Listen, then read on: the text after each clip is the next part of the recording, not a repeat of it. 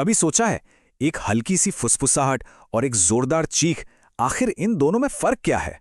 या फिर संगीत में ऐसा क्या है जो सीधा दिल को छू जाता है? आज हम इन्हीं सवालों के जवाब ढूंढेंगे और साउंड यानी ध्वनि की पूरी कहानी को समझेंगे कि ये पैदा कैसे होती है, चलती कैसे है और हमारे कानों तक पहुंचकर हमें सुनाई कैसे देती है। तो चलिए इस दिलचस्प सफर पर निकलते हैं। अच्छा, एक भिनभिनाती हुई मधुमक्खी, स्कूल की घंटी और किसी दोस्त की आवाज। सुनने में तो ये तीनों चीजें बिल्कुल अलग लगती हैं, है ना? पर मजे की बात यह है कि इन सब के पीछे एक ही कॉमन साइंस काम कर रहा है। जानना चाहेंगे वो क्या है?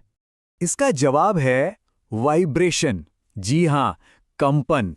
बिल्कुल सही सुना। हमारे आसपास की हर एक आवाज, चाहे वो कोई भी हो, उसकी शुरुआत एक बहुत ही मामूली सी हलचल से होती है और इसी हलचल को हम कहते हैं कंपन या वाइब्रेशन। तो चलिए सबसे पहले इसी जड़ को पकड़ते हैं। आखिर साउंड पैदा कैसे होता है? जैसा कि हमने अभी बात की, सारा खेल वाइब्रेशन का है। तो ये वाइब्रेशन आखिर है क्या भला? देखिए, बहुत सिंपल है। जब कोई भी चीज बहुत तेजी से आगे पीछे हिलती है, बस उसी को वाइब्रेशन कहते हैं। ये मूवमेंट अक्सर इतनी तेज होती है कि हमारी आंखों को नजर भी नहीं आती। और जब कोई चीज वाइब्रेट करती है तो वो अपने आसपास की हवा के पार्टिकल्स को धक्का मारती है। बस यहीं से साउंड वेव्स का मजेदार सफर शुरू हो जाता है। ठीक है, तो वाइब्रेशन से साउंड पैदा तो हो गया, लेकिन ये सोर्स से निकलकर हमारे कानों तक पहुंचता कैसे है? इसे ऐसे समझिए कि ये एक मैसेंजर है जो वेव्स यानी तरंगों पर बैठकर हम तक आता है। देखिए, साउंड को ट्रैवल करने के लिए, मतलब एक जगह से दूसरी जगह जाने के लिए, हमेशा किसी न किसी रास्ते की जरूरत पड़ती है। ये रास्ता हवा भी हो सकता है, पानी भी, या कोई ठोस चीज भी। साइंटिफिक भाषा में इसी रास्ते को मीडियम कहते हैं। और यही वजह है कि स्पेस में यानी अंतरिक्ष में एकदम सन्नाटा होता है। फिल्मों में भले ही बड़े बड़े धमाकों की आवाजें सुनाई दें, लेकिन असल में वहां कोई हवा नहीं है। तो साउंड वेव्स को ट्रैवल करने के लिए कोई मीडियम ही नहीं मिलता।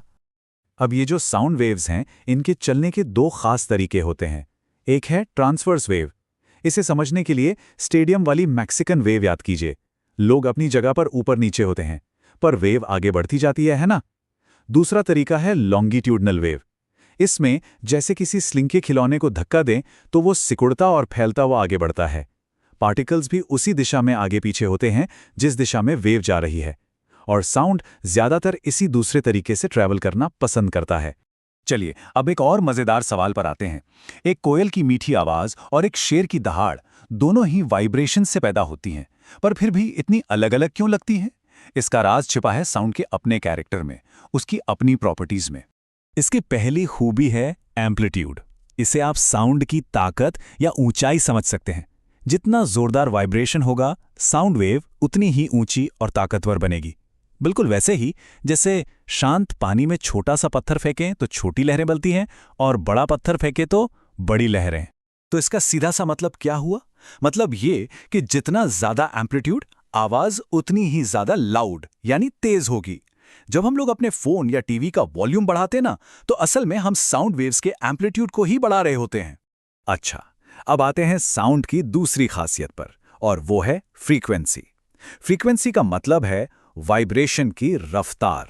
मतलब कोई चीज एक सेकंड में कितनी बार वाइब्रेट कर रही है। इसे नापने के लिए हम हर्ट्ज यानी HZ यूनिट का इस्तेमाल करते हैं। और फ्रीक्वेंसी का सीधा कनेक्शन है पिच से। पिच मतलब आवाज कितनी पतली या भारी है। फ्रीक्वेंसी जितनी ज्यादा होगी, पिच उतनी ही हाई होगी, मतलब आवाज उतनी ही पतली होगी जैसे किसी चिड़िया की चहचहाहट। और फ्रीक्वेंसी जितनी कम होगी, पिच उतनी ही लो होगी, मतलब आवाज भारी होगी जैसे किसी बड़े से ड्रम की आवाज। तो क्या हम दुनिया की हर आवाज सुन सकते हैं? जी नहीं, बिल्कुल नहीं। हम इंसानों के सुनने की भी एक लिमिट है। हमारी ये रेंज है 20 हर्ट्ज से लेकर 20,000 हर्ट्ज के बीच। इसे सोनिक रेंज कहते हैं।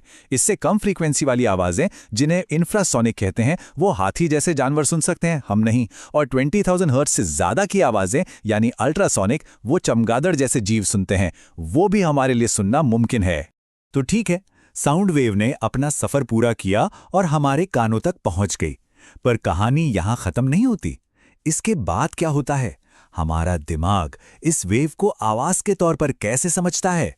चलिए इस सफर के आखिरी और सबसे जादुई हिस्से को देखते हैं। ये पूरी प्रक्रिया किसी कमाल से कम नहीं है। हमारा जो बाहरी कान है, जिसे पिन्ना कहते हैं, वो एक सैटेलाइट डिश की तरह काम करता है। सारी साउंड वेव्स को पकड़कर अंदर भेजता है। ये वेव्स अंदर जाकर कान के पर्दे यानी ईयर ड्रम से टकराती हैं और उसमें वाइब्रेशन पैदा करती हैं, बिल्कुल एक ड्रम की तरह। फिर कान के अंदरूनी हिस्से में ये वाइब्रेशंस इलेक्ट्रिकल सिग्नल में बदल जाते हैं और आखिर में ये सिग्नल हमारी सुनने वाली नर्व के जरिए दिमाग तक पहुंचते हैं और तब जाकर हमें कोई आवाज सुनाई देती है ना कमाल की बात? अच्छा, हम सबको म्यूजिक सुनना तो बहुत पसंद है, लेकिन सोचिए ट्रैफिक में लगातार बजते हॉर्न की आवाज, वो किसी को अच्छी नहीं लगती। तो एक सुरीली आवाज और एक परेशान करने वाले शोर में आखिर क्या फर्क है? चलिए अब जरा इस पर बात करते हैं। देखिए, सीधी सी बात है, कोई भी ऐसी आवाज जो हमें अच्छी ना लगे, जो अनचाही हो, वही शोर है। अब ये थोड़ा सब्जेक्टिव भी हो सकता है। किसी के लिए जो रॉक म्यूजिक है वो दूसरे के लिए सिरदर्द हो, लेकिन जब ये अनचाही आवाजें हमारे माहौल में जरूरत से ज्यादा बढ़ जाती हैं तो ये एक बहुत बड़ी प्रॉब्लम बन जाती है, जिसे हम कहते हैं नॉइस पोल्यूशन यानी ध्वनि प्रदूषण। और इसे हल्के में लेने की गलती बिल्कुल मत कीजिएगा। नॉइस पोल्यूशन का मतलब सिर्फ चिड़चिड़ापन नहीं होता, ये हमारी सुनने की शक्ति को हमेशा के लिए कमजोर कर सकता है, हमारी नींद खराब कर सकता है और यहां तक कि हाइपरटेंशन यानी हाई ब्लड प्रेशर जैसी सीरियस हेल्थ प्रॉब्लम्स की वजह भी बन सकता है। पर अच्छी खबर यह है कि इसे कंट्रोल करने के लिए हम सब मिलकर कोशिश कर सकते हैं, जैसे रिहायशी इलाकों में शोर वाले काम कम करना, गाड़ियों का हॉर्न बेवजह ना बजाना और हाँ, सड़कों के किनारे ज्यादा से ज्यादा पेड़ लगाना, क्योंकि पेड़ एक नेचुरल साउंड ऑब्जर्वर की तरह काम करते हैं। ये छोटे छोटे कदम हमारी जिंदगी में काफी शांति ला सकते हैं। तो आखिर में एक सवाल हम सबको खुद से पूछना चाहिए। हमारी ये दुनिया आवाजों से भरी पड़ी है, कहीं चिड़ियों का चहचहाना है तो कहीं ट्रैफिक का शोर।